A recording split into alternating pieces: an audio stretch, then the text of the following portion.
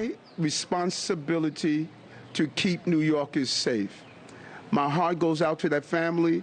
I am sorry that they lost their loved one. I thank God I'm the mayor right now and not those that don't understand the urgency of this moment. I think people understand the urgency of this moment with spiking crime and incidents, including shootings on subways that are just indiscriminate and attacks in Midtown Manhattan, the stuff of legend right now, urban legend that has a lot of folks avoiding the Big Apple altogether. Curtis Sliwa challenged Eric Adams for that mayor job, the former New York City mayoral candidate right now, Guardian Angels founder, kind enough to join us. Curtis, I think he's taking a bit of a premature bow here. What did you make of that? Do I blame God for him being mayor now? Because could it be any worse? With Bill de Blasio as mayor for 8 years, he single-handedly destroyed this city that we love. And yet, in the first 4 months of Eric Adams' administration, we've had more crime than any 4 months of the 8 years of Bill de Blasio. And my opponent, who is now the mayor, Eric Adams, declared himself to be the law and order mayor.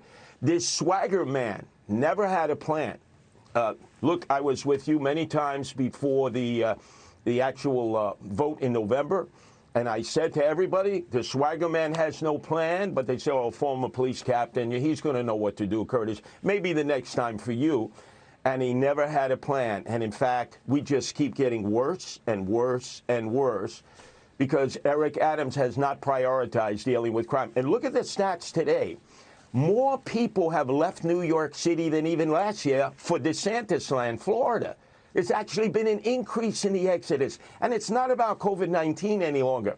It's about crime. And as you can see, Neil, only 8% of the actual office space is occupied every workday in New York City.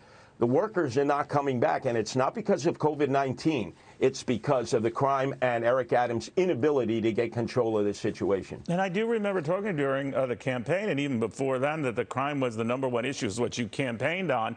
And people are leery of that right now, all the more so when you get these reports of subway cars that are half filled, if they're filled at all, because people fear for their lives. I'm just wondering, the mayor, obviously gets a little annoyed when people get annoyed at him over this, but he is not following up with this. He's not pushing more police on trains. He's not pushing a stronger police presence. I'm not saying he's unaware of it. He has talked about black-on-black crime. He has talked about the kind of things that you would hope would be an encouraging change tone in City Hall. But outside of that, the underlying problem itself is not getting better. No, and let's face it, Neil, for the first 4 months, he's been a bit distracted, as we see, because the only plan the swagger man had was to work his way to Pennsylvania Avenue and the White House. Now everyone realizes, hey, guys, stop thinking about being president. You're not even going to get to first base unless you deal with the #1 issue, crime, which is not only plaguing New York City, but plaguing most urban areas across America. So you sold us a false bit of goods. It's time to dig in and get real. Perfect example. I patrol the subways every day as leader of the Guardian Angels and have been doing it for 43 years.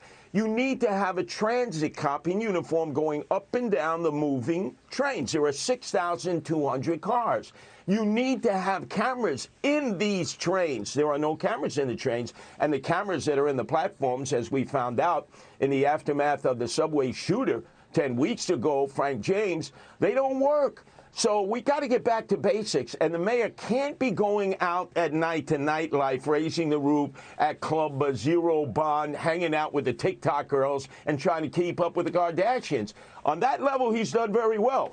On the level of providing public safety, it's hard to say that he's even doing a worse job than de Blasio. I just wonder whether we have to sort of go beyond just technology in New York City subway systems and even above ground and start really monitoring the people who go in and out. And of course, many Democrats are afraid of doing that and targeting people based on their demeanor or their conduct. But we got to do something because some of these bizarre incidents are people who have serious mental issues. Yes, and there is an expert on the subject. I sat down with him this weekend, Rudy Giuliani, the only mayor we've ever had that took the city from being the murder capital of America, that had 2,000 murders a year, 5,000 unsolved shootings, in 8 years into the safest big city of America. He's got a plan. He's done it before.